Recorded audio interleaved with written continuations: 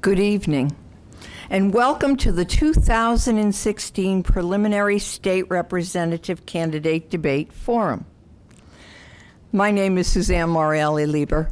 I am the President and CEO of the Marlborough Regional Chamber of Commerce, and this event is brought to you by the Governmental Affairs Committee of the Marlborough Regional Chamber of Commerce, and we are joined by the wonderful crew from the WMCT-TV, Cable Channel 8, and we'd like to thank them up front for taping this and for airing this regularly. Tonight's forum, as I had said before, will be aired on cable TV on Channel 8 and Verizon Fios, and please check the website for WMCT-TV.com because all the upcoming replaying of this event will be there. Also, until September 8th. That's a Thursday evening. We want all of you to get out and vote on Thursday, September 8th. We have come together to present this debate forum for your information. My hope is the questions posed will encourage everyone to make an informed vote on September 8th. This evening, we have two Democratic candidates for the office of 4th Middlesex State Representative.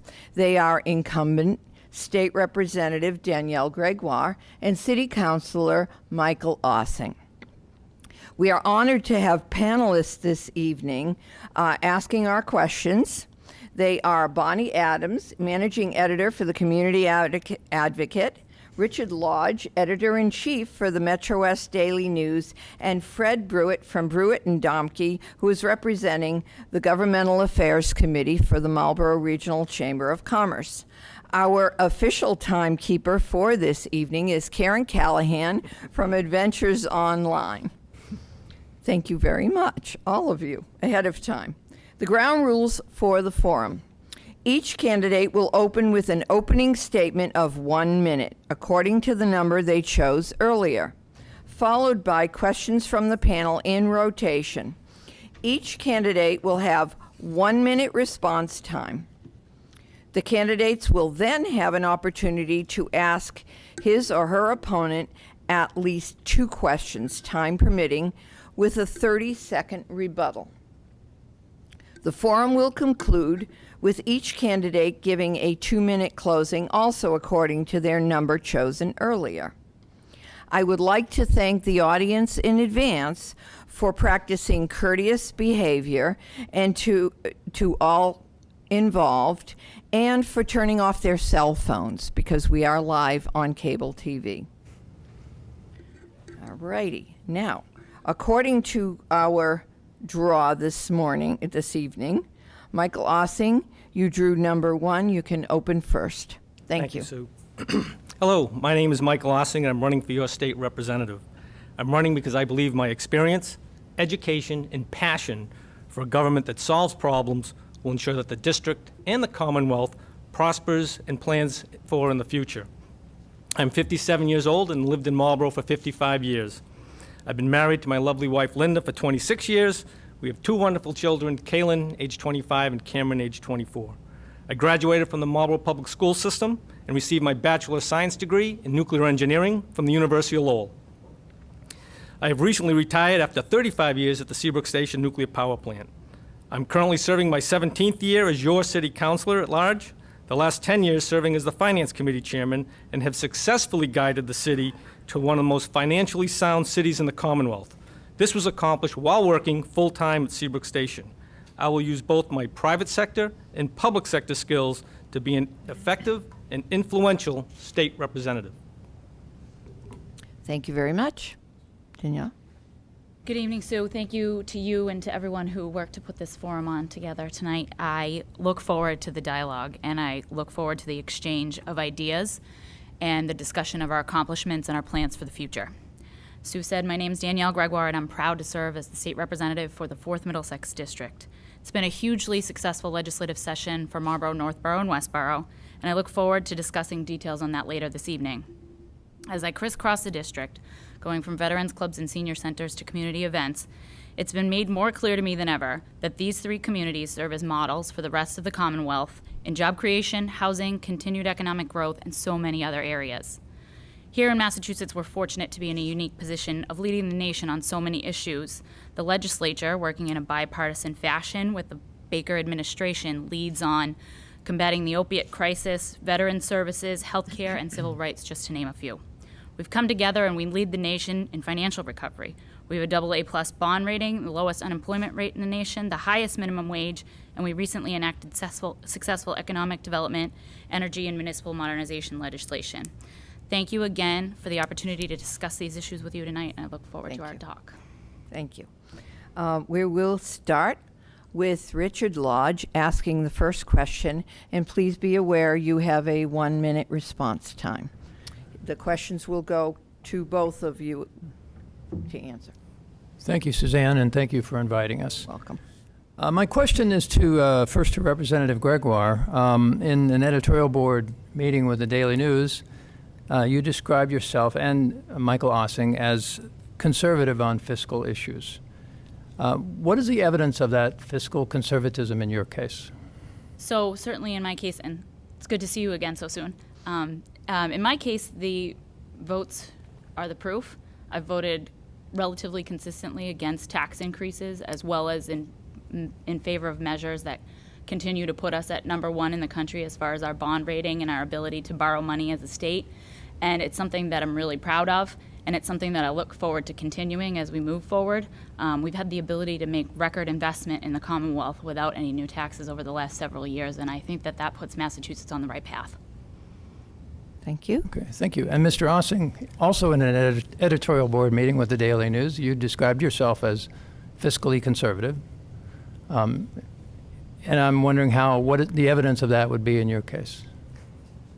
How much time do you have? Only 1 minute? 1 I minute. think it's a minute. Right, so so the city right now has a rainy day fund of over $7 million, an unused levy capacity, which is the margin to Proposition 2.5 of over $29.5 million. That puts us far and away in an extremely sound financial position. The budget process that I've run over the last 10 years, I've monitored and challenged each of the department heads. We've worked collegially to make sure that we can reduce in certain areas, yet still maintain our low tax rate. Tax rates for the last 4 years on the average house, 1.6%, 3.5%, 3%, and 1.5%. I believe that work as the Finance Committee with my colleagues on the council and the mayor have demonstrated my fiscal conservatism. Thank you.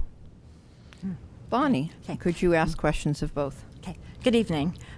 Marlborough has been progressive and attracting large corporations, but this position also is to represent parts of Northborough and Westborough.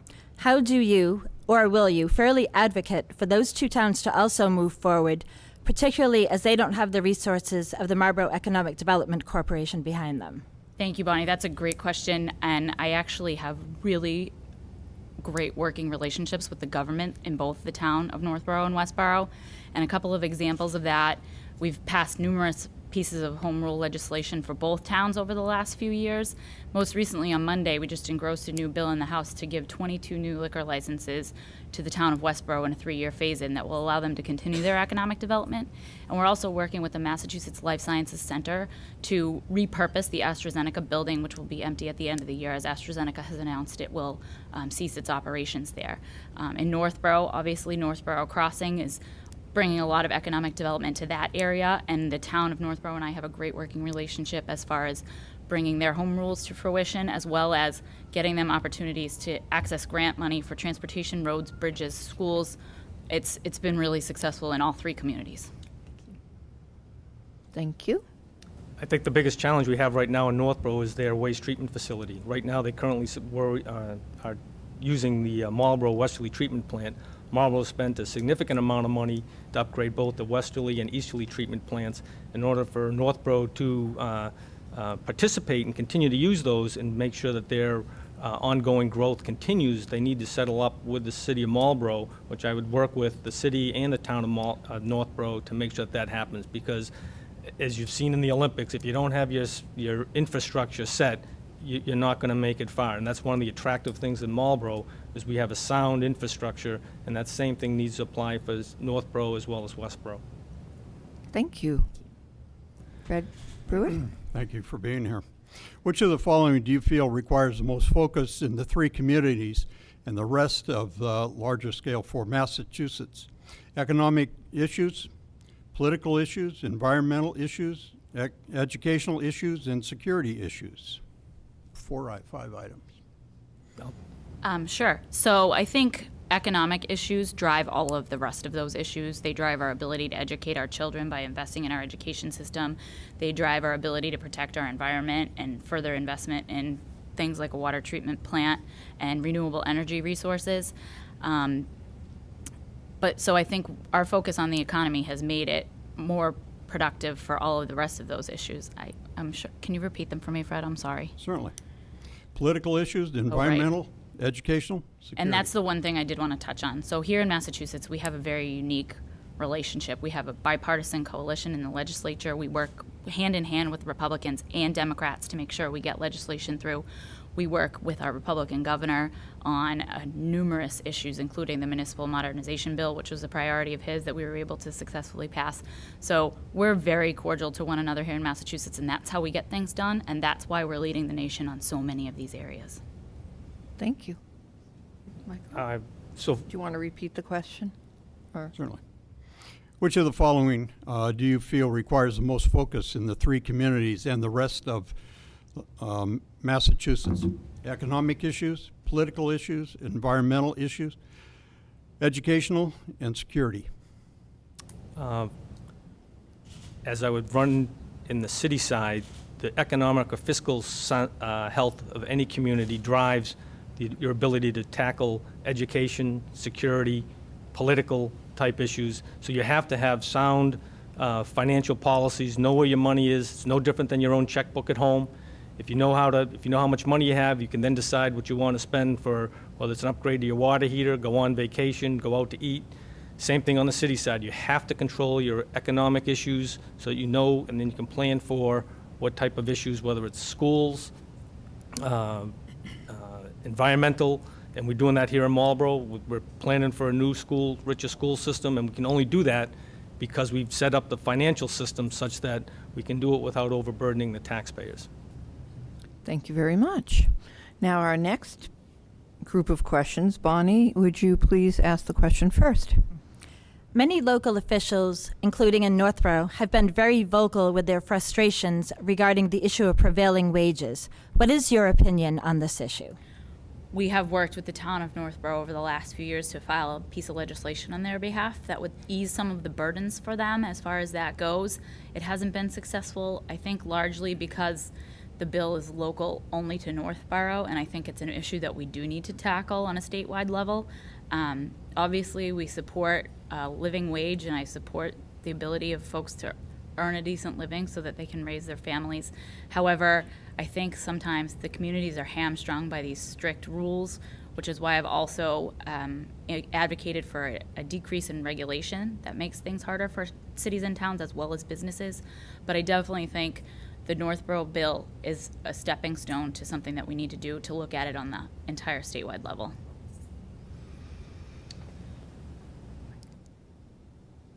You know, I try to keep government out of as much regulating how much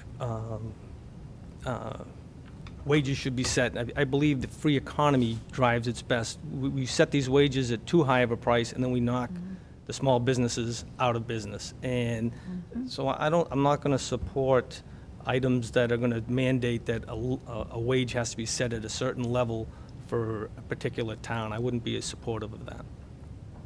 Thank you. Fred? During your career in service, where have you directed most of your efforts, and what have those results been?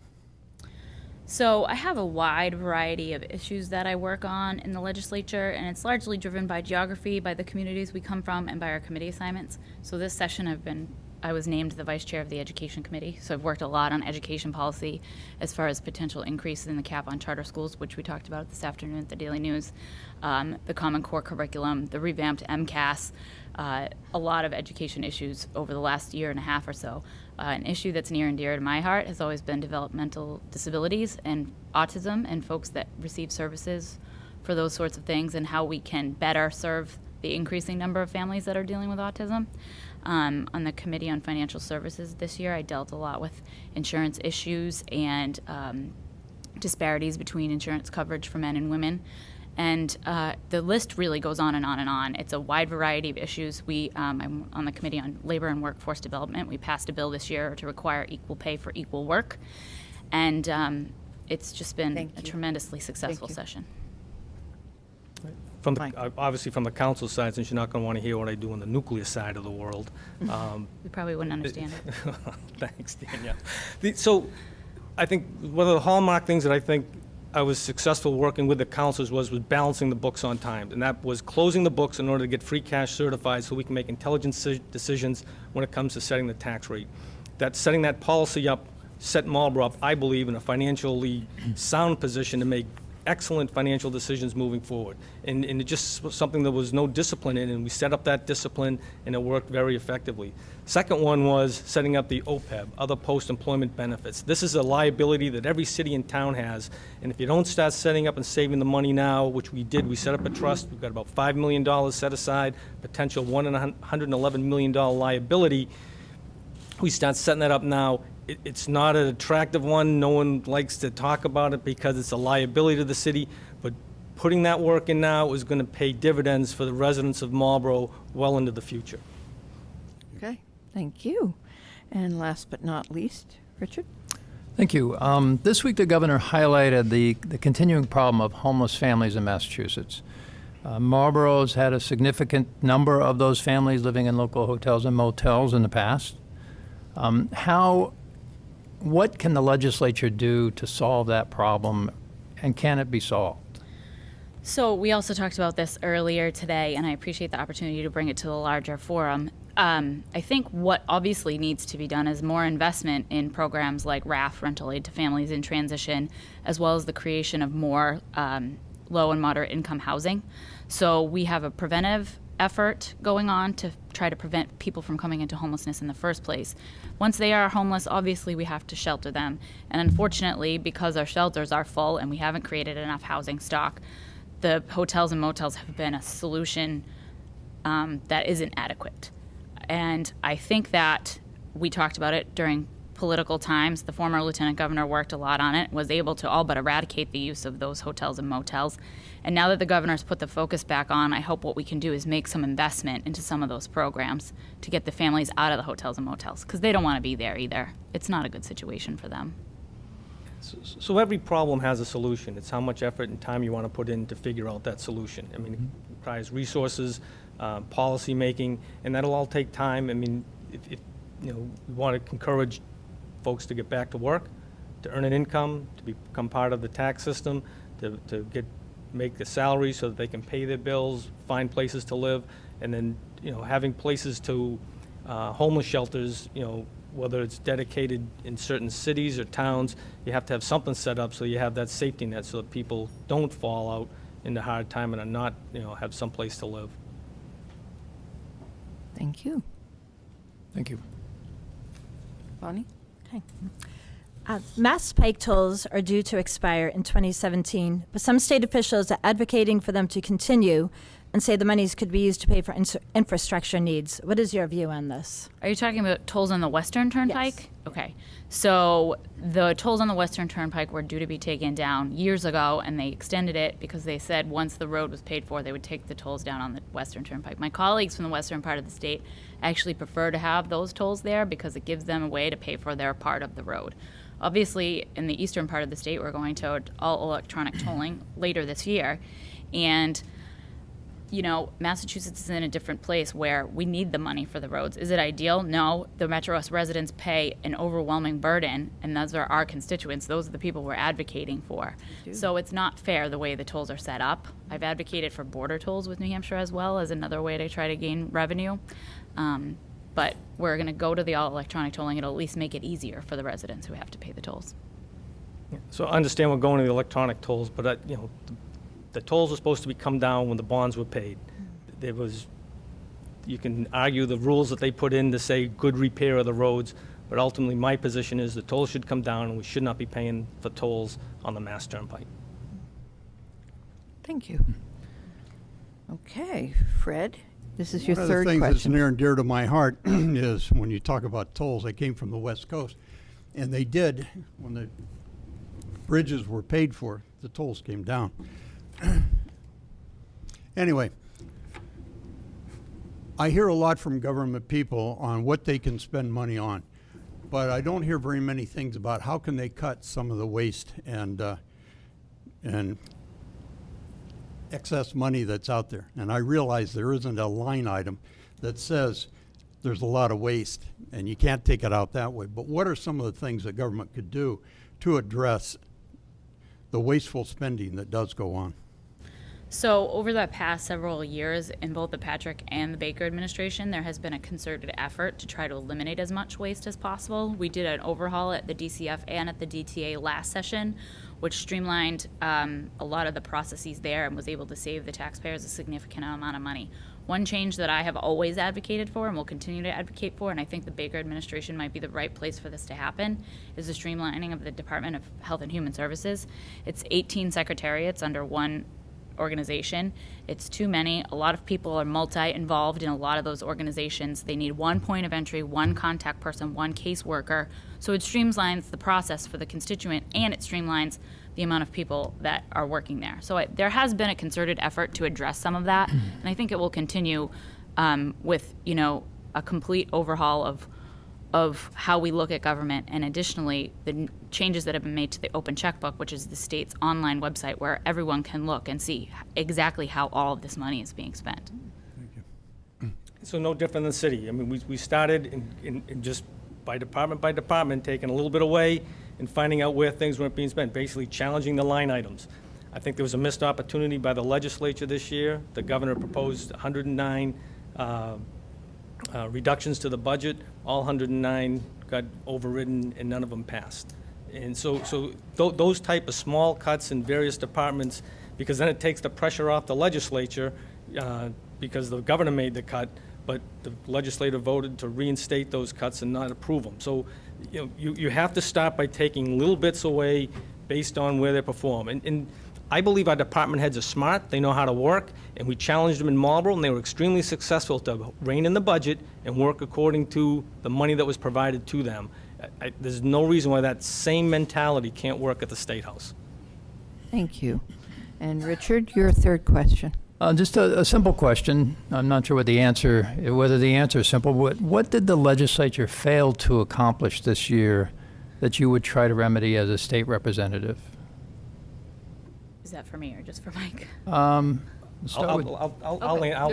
I'll be Sure. happy to do that one. So I think some missed opportunities. There was a law or a bill, and you can get my terminology right or wrong here, to have any excess revenues go back to the cities and towns. That wasn't approved. So I think that was a missed opportunity. I think there's a missed opportunity for some transparency in how the State House meets as far as open meetings. I think we missed an opportunity there. The time given to legislators to vote on it. If you saw what happened on the last weekend of July, information and bills came through without the proper time so that folks could actually read it and understand what was being voted on. That type of items, as a taxpayer and consumer of the state legislature, just infuriates me to see how that type of stuff goes on. And I think I'd hopefully be a voice to make some of those changes to make those go away. Okay. And Danielle. Thank you. I just want to go back and address the override issue that Mike brought up as an answer to the previous question. So the reason those vetoes were overridden, A, is because the budget was balanced before those vetoes. So we had a balanced budget before the vetoes. And then B, we were talking about fire and police and opiate addiction and all of the things that have been priorities for all of us. And there was enough money to pay for them. So I think that's part of the reason why the overwhelming majority of our colleagues voted to, both Republicans and Democrats in a lot of instances, voted to override those vetoes. As far as the missed opportunities, that's why we run, because we have next session and we have the chance to fix some of these things. We have talked about increasing transparency, by the way. Our website as the legislature is also being new and updated, and that will give us the ability to comply with some more of these public meeting requests and being more transparent. As far as me personally, my cell phone number is on every piece of campaign literature I've ever distributed for 8 years. So I don't think it gets much more transparent than that. We have plans. I talked to you about some of the legislation I plan to file next session, and we obviously have some constituents that we're still working with to move forward. Thank you. Thank you. We've been so efficient. I'd like you to ask a fourth question. Okay. Bonnie, could you ask this question here? Sure, thank you. You were talking about education a little bit ago, and I know from covering a lot of Board of Selectmen and City Council meetings that special education funds can sometimes account for up to 20% or more of a school's budget. What can be done to control those costs while still giving children the services that they need? I'm not sure that it's a cost control issue. It's because they are services that are needed and required by law. So I think what we need to do is make a better effort to make sure that we're getting adequate funding to the cities and towns from the state. And that's something that I've always supported is the special education circuit breaker, which helps communities meet that gap. I think the percentage is even higher in Marlborough. It might not be in Northborough and Westborough. They're very different. But it's a commitment to continuing to advocate for that funding as opposed to trying to cut the services because I think they're so needed. Okay. Michael? So from the Marlborough City side, taking as many of those cases in-house helps reduce some of the special aid costs, making sure you've got teachers that are capable and trained to address special needs issues. Finding those at early in the process also helps as well. And then the funding part, it's a constant discussion and dialogue between the state, the schools, and the city to make sure that we've got the items funded. I mean, it's work in progress. I mean, it's got to get it. It's addressed, and it can be challenging at times. But I think with that good fiscal discipline to make sure that the money's being spent wisely, and it's hard sometimes. But I think that's where you see that the efforts are made, and we've done a great job here in the city. Thank you. Fred Brewitt, your final question? There are some open issues in the district in all three communities. An example is a question of a gas station on Bolton Street, gasoline leaked to 4 family yards, and the issue remains unsolved, and the families are still substantially impacted. How can that be taken care of faster than what has gone, or maybe it can't be? What is in the way of there? So I'm really glad that you brought that up. And what I want to say first and foremost is I have nothing but the greatest sympathy for what these families are going through. It's a tragedy, it's awful, and as far as we can tell with the research, it's unprecedented, and the Commonwealth has never dealt with anything like this before. These 2 binders in front of me are some of the work that I have done on this issue, including legislation that I have filed, some of which has been successful, some of which is still sitting in Ways and Means, and I'm hoping to have some success on it before the end of the term. I am working every day on this. I have tried everything I can think of to help these people. I have filed eminent domain legislation to try to get the land taken by the state. I have filed legislation to increase the amount of money that can be expended on these spills so that if they receive a judgment from a court, then they can get that money from the state fund that has paid for the cleanup.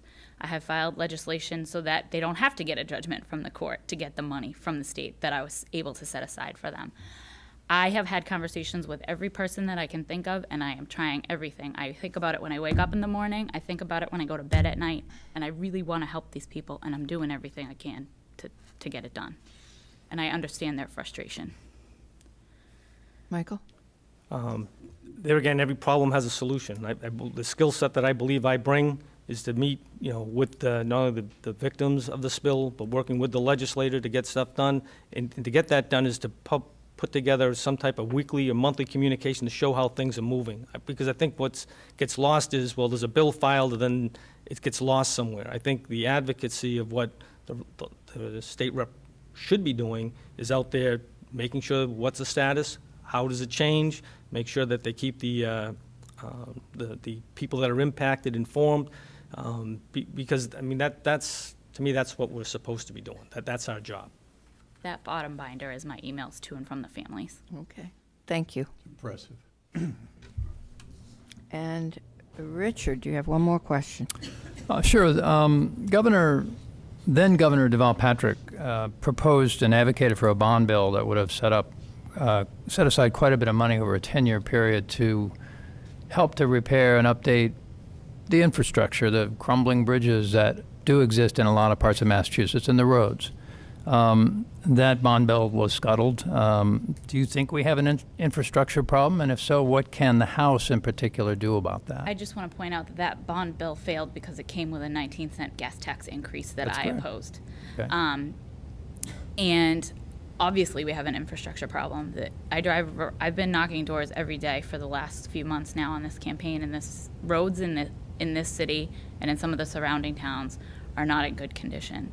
And we have unsafe bridges around the Commonwealth, and we're working as fast as we can. But when you have a state that's as old as Massachusetts is and the infrastructure is as old as it is, you have a limited construction season because of the winter, and you have a limited bandwidth to handle all of these projects. We need more investment, and actually we made record investment in transportation infrastructure in the economic development bill that the governor signed last week. So I'm really proud of that, and I look forward to seeing some of those dollars go to use in the 4th Middlesex District. Thank you. And Mike. So I'll use how we do it here at Marlborough, right? We prioritize, we have the list of the streets that need the most attention. We have set up and we do capital bonds every year to make sure we can fund them and improve those roads. You know, similar type setup should be for the state, and I'm sure there's some type of system. But here in the city, we're able to do it without significantly impacting the tax rate that the imposed upon the businesses or the residents. And I think that's part of the financial discipline, to know what you can afford and live within those budgets, yet still maintaining the quality of the infrastructure that meet the people's needs here in the city. Thank you very much. Now we go to the next part of our forum. It will conclude with, it will have each candidate has an opportunity to ask his or her opponent at least 2 questions with a 30-second rebuttal. So, Michael, could you ask the first question of Danielle? Yes. So Danielle, you've been involved in the Citgo contamination event for 4 years and have been ineffective at passing the legislation or assisting the impacted residents of Marlborough. So what confidence should the residents have that you will do anything different going forward? So my relationship with the families is tenuous because they don't trust me anymore, and I feel badly about that. All I can tell them, and all I can tell the voters, and all I can tell you is that I work on it every day, and it's a very difficult issue. Like I said, it's unprecedented in the state. We haven't been able to find any situation like it. The cleanup is ongoing, which has been one of my #1 priorities, to maintain a relationship with the Department of Environmental Protection, who's in charge of the cleanup, as well as the Department of Revenue, who would be able to hopefully dispense some of the funds that I was able to set aside for these families should they obtain a verdict. It's a really complex legal issue, and I know that's not the answer, but I really believe that starting from scratch with a new legislator next year puts them in a worse position than they've ever been in, because I have been on the ground every day at the State House working with my colleagues to make sure they know about the issue and try to help me find other ways. That's why we're still filing new legislation even as the term comes close to expiring, because we just come up with every way we can think of to try to help these folks. It's not a simple solution, and anyone who suggests Thank you. that doesn't understand. Thank you.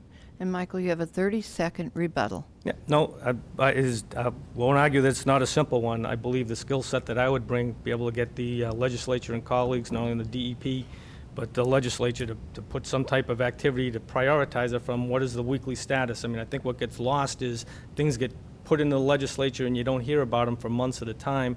I think some type of reporting mechanism to know how progress is being made is key to any of these issues, and I think that's what I would bring and provide to the residents. Thank you very much. Now, Danielle, you have a question for Michael?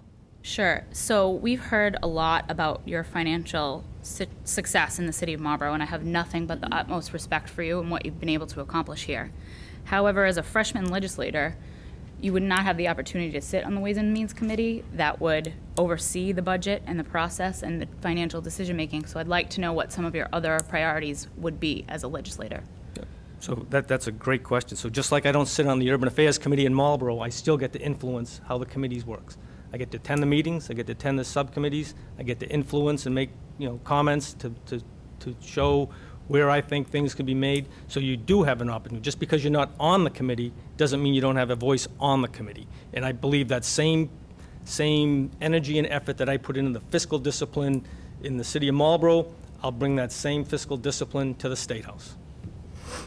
Thank you. And do you have a rebuttal? Yes, I just want to actually go back to the previous question and note that you did have the opportunity to come to the State House and testify on the behalf of the victims of the Citgo spill last year, and in the event that you weren't able to testify on their behalf or do something to support them, you could have submitted written testimony.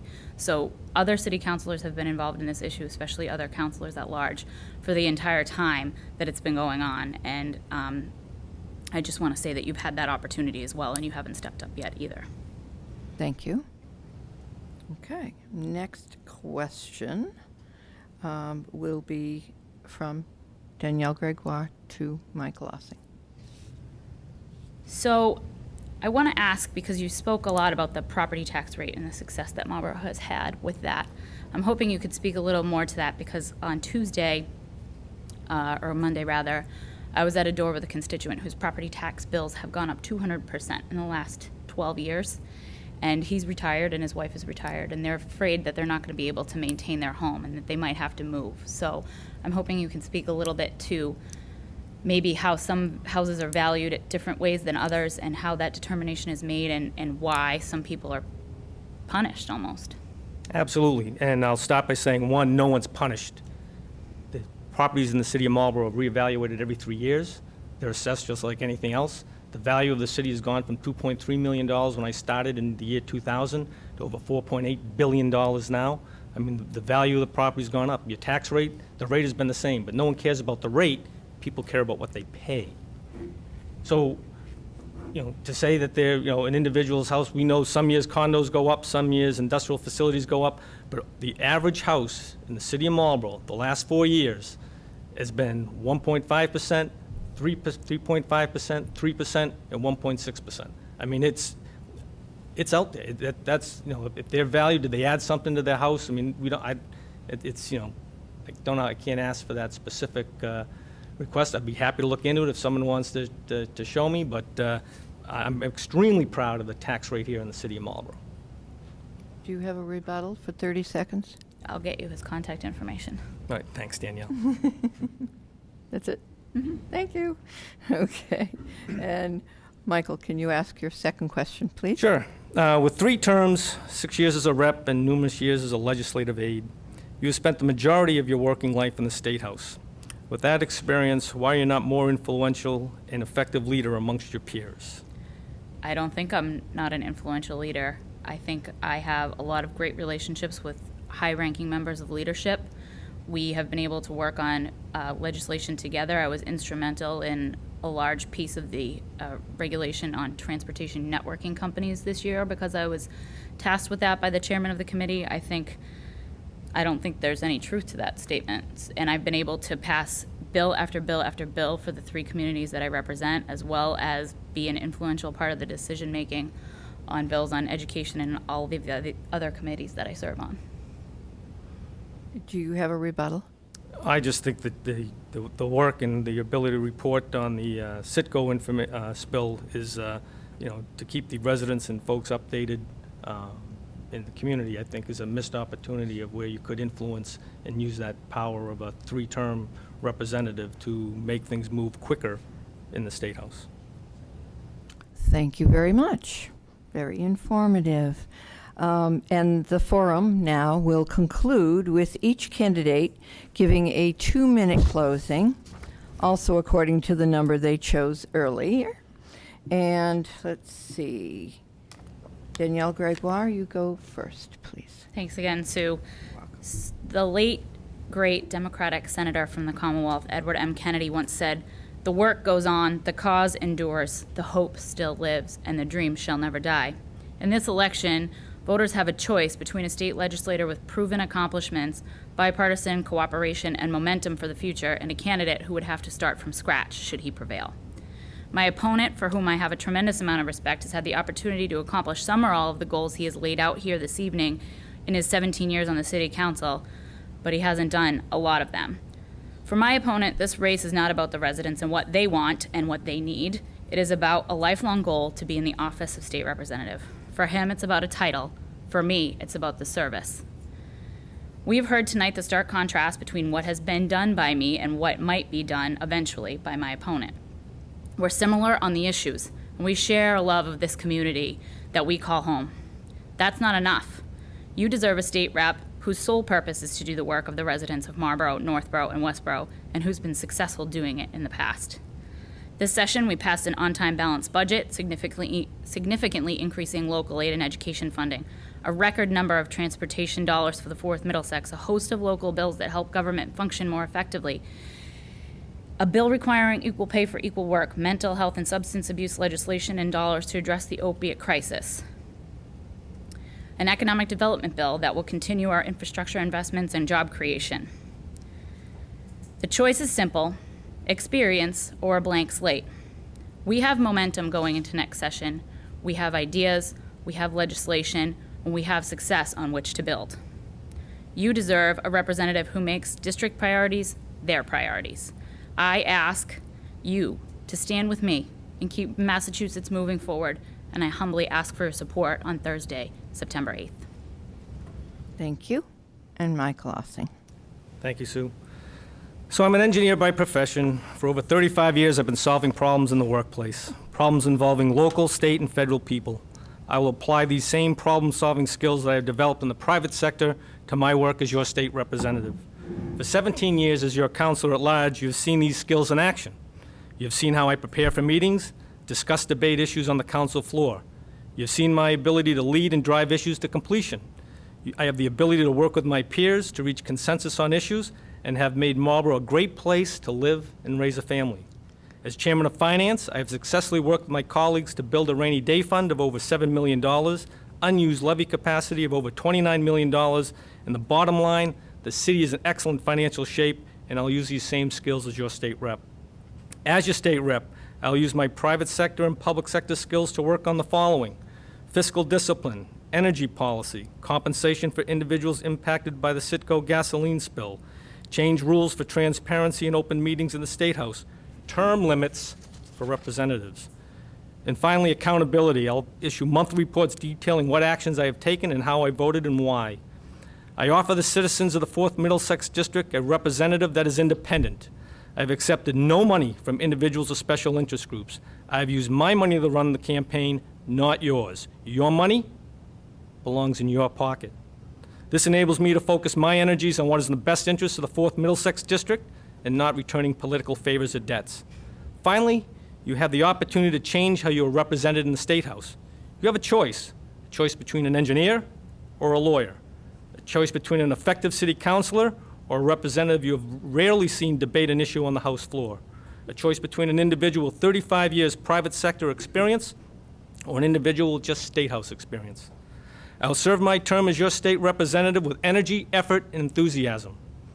Please vote for Mike Ossing, state rep, on Thursday, and remember, it's Thursday, not a Tuesday, September 8th. Thank you for listening. Thank you very much. This is very informative. I'd like to thank WMCT-TV once again for working with the Marlborough Regional Chamber's Governmental Affairs Committee and myself to bring this to our community. And please make sure you go to the website to see the different times that this will be re-aired.